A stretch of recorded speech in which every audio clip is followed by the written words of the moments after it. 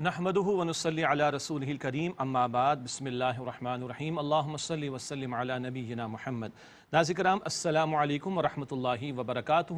واصنع الفلک بأعیننا ووحینا، اور تم ہمارے سامنے کشتی بناؤ اور ہمارے حکم سے، ولا تخاطبنی فی الذین ظلموا، اور ظالمین کے حق میں مجھ سے بات نہ کرنا، انہم مغرقون، بے شک وہ ڈوبنے والے ہیں۔ اب اللہ کا عذاب آیا چاہتا ہے، طوفان طاری کیا جائے گا، تو نوح علیہ السلام کو اللہ نے حکم دیا کہ وہ کشتی تیار کریں۔ یہ پہلی کشتی تیار ہو رہی ہے جس میں بڑی حکمتیں ہیں۔ انسانیت کو سمندر کے سفر کا معاملہ اور دیگر چیزوں کا سیکھنے کا معاملہ اسی کشتی سے پتہ چلا۔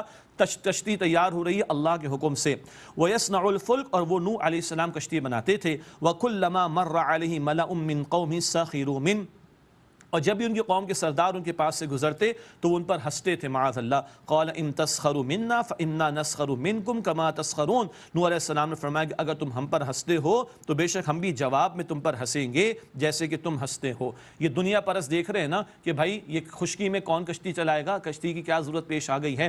دنیا پرست ظاہر پرست ہوتا ہے، دنیا کو دیکھتا ہے۔ پیغمبر اللہ کی وحی کے مطابق جانتے ہیں کہ کس قدر بڑا طوفان کا اور عذاب کا معاملہ آنے والا ہے، اس لیے اس کے لیے وہ تیاری کر رہے ہیں۔ اللہ تعالیٰ نے آج مجھے اور آپ کو کتاب و سنت کی تعلیم کے ذریعے حقائق کھول کر بتا دیے۔ کل بہت بڑے معاملات پیش آنے والے آخرت کے، ان کی تیاری آج ہی کر لی جائے تو بہت بہتر بات ہے۔ بہت سارے اشارے اس واقعات میں ہیں۔ فَسَوْفَ تَعْلَمُونَ، ان قریب تم جان لوگے، مَن يَأْتِي عَذَابٌ يُخْزِيهِ وَيَحِلُّ عَلَيْهِ عَذَابٌ مُقِيمٌ، کہ کس پر ایسا عذاب آتا ہے جو اس کو رسوا کر دے، اور اترتا ہے کس پر، اور اترتا ہے اس پر دائمی عذاب۔ تمہیں خوب پتہ چل جائے گا کس پر عذاب آنے والا ہے جو ذلیل کر دے گا اسے، بندے کو، نافرمان کو، اور کس پر جو ہے وہ دائمی عذاب اترتا ہے۔ ان قریب اے لوگوں جو مذاق اڑا رہے تھے ان کو کہا گیا تمہیں پتہ چل جائے گا۔ حتی اذا جاء امرنا وفارت التنور، یہاں تک کہ جب ہمارا حکم آیا اور تنور نے جوش مارا، زمین سے پانی ابل پڑنا۔ قُلْ نَحْمِلْ فِيهَا مِنْ كُلٍّ زَوْجَيْنِ اثْنَيْنِ، ہم نے کہا کہ اس کشتی میں سوار کر لو ہر ایک کا جوڑا نر اور مادہ، یعنی جانوروں میں سے بھی اسپیشیز کو لے لیا جائے، کشتی میں سوار کر لیا جائے۔ وَأَهْلَكَ، اور اپنے گھر والوں کو، إِلَّا مَنْ سَبَقَ عَلَيْهِ الْقَوْلُ وَمَنْ آمَنَ، اور سوائے اس کے کہ جس پر غرقابی کا حکم طے ہو چکا، بیوی نافرمان تھی، ایک بیٹا نافرمان تھا، وہ سوار نہیں، وہ عذاب سے نہیں بچائے جائیں گے۔ وَمَنْ آمَنَ، اور جو ایمان لے آیا اسے بھی اے نوح سوار کر لیجئے۔ وَمَا آمَنَ مَعَهُ إِلَّا قَلِيلٌ، اور ان پر ایمان تو نہیں لائے مگر تھوڑے ہی لوگ۔ اللہ اکبر۔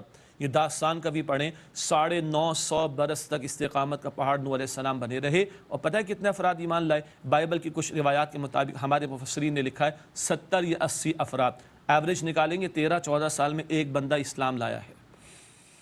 اللہ اکبر۔ اور ہمارے لوگ بڑی جلدی کہتے ہیں، لوگ سنتے نہیں ہیں۔ بھائی کتنا سمجھائیں؟ تو ہم کہتے ہیں 950 برس تک تو سمجھاؤ بھائی۔ اللہ اکبر۔ وما آمن معه الا قلیل، اور ان پر ایمان نہیں لائے مگر تھوڑے ہی لوگ۔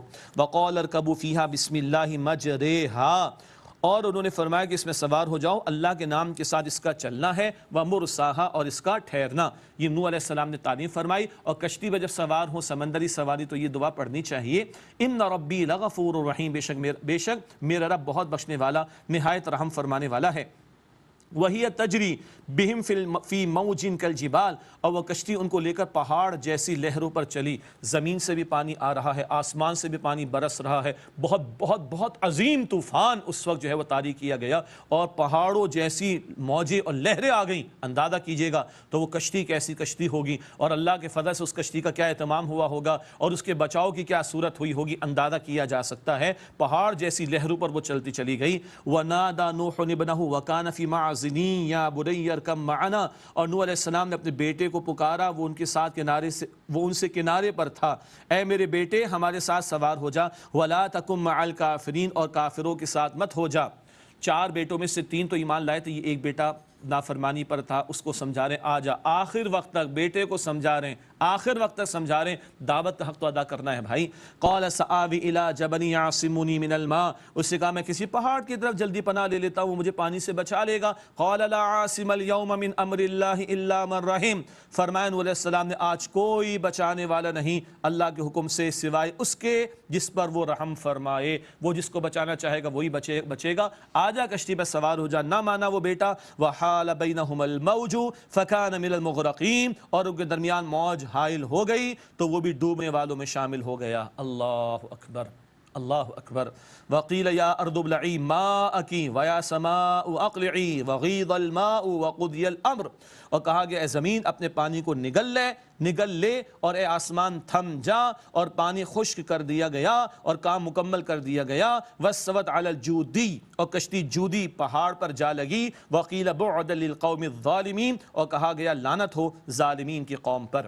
ارارات کا پہاڑی سلسلہ آرمینیا ترکی کے درمیان، وہاں کے بارے میں رائے پہاڑ پر جس کو جودی کہا گیا، اس کی چوٹی پر کشتی جا کر رکی اور اللہ کے حکم سے رکی، اور برسوں تک لوگوں نے دیکھا ہوگا اور یہ واقعہ ان کو یاد رہا ہوگا. اللہ نے عبرت کا نشان بنایا، اور یہ کشتی تو اللہ تعالیٰ نے اپنی نشانی قرار دی ہے. قرآن میں دیگر مقامات پر انشاءاللہ ہم پڑھیں گے.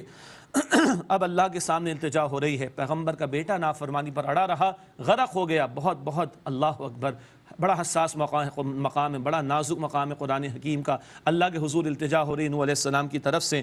وَنَادَى نُوحٌ رَبَّهُ فَقَالَ رَبِّ إِنَّ ابْنِي مِنْ أَهْلِي، اور پکارا نوح علیہ السلام نے اپنے رب کو. پس انہوں نے عرض کی کہ اے میرے رب، بے شک میرا بیٹا میرے گھر والوں میں سے. إِنَّ ابْنِي مِنْ أَهْلِي، اے میرے رب میرا بیٹا میرے اہل میرے گھر والوں میں سے ہے. وَإِنَّ وَعْدَكَ الْحَقُّ، اور بے شک تیرا وعدہ سچا ہے. اللہ نے کہا تھا گھر والوں کو ساتھ سوار کر لو، تو اللہ تیرا وعدہ سچا ہے. نوح علیہ السلام عرض کر رہے ہیں وَأَنْتَ أَحْكَمُ الْحَاكِمِينَ، اور تو سب حاکموں سے بڑھ کر حاکم ہے. اللہ کا تبصرہ، اللہ اکبر. قَالَ يَا نُوحُ إِنَّهُ لَيْسَ مِنْ أَهْلِكَ، اللہ نے فرمایا کہ اے نوح بے شک وہ تمہارے اہل تمہارے گھر والوں میں سے نہیں. خونی رشتہ ہے، سگا بیٹا ہے. اللہ فرماتا ہے گھر والوں میں سے نہیں. کیوں؟ إِنَّهُ عَمَلٌ غَيْرُ صَالِحٍ، بے شک اس کا عمل ناشائستہ ہے. پیغمبر کی پکار پر لبیک نہیں ہے، نافرمانی کی روش کا معاملہ ہے، تو خونی رشتہ اور پیغمبر کا بیٹا بھی ہے تو یہ بات نہیں بچا سکے گی. اللہ اکبر کبیرہ. فلا تسألنی ما لیس لک بہ علم، تو مجھ سے ایسی بات کا سوال نہ کرنا جس کا تمہیں علم نہیں. انی اعیذک ان تکون من الجاہلین، بے شک میں تمہیں نصیحت کرتا ہوں کہ تم نادان لوگوں میں سے مت ہو جانا. اللہ اکبر کبیرہ.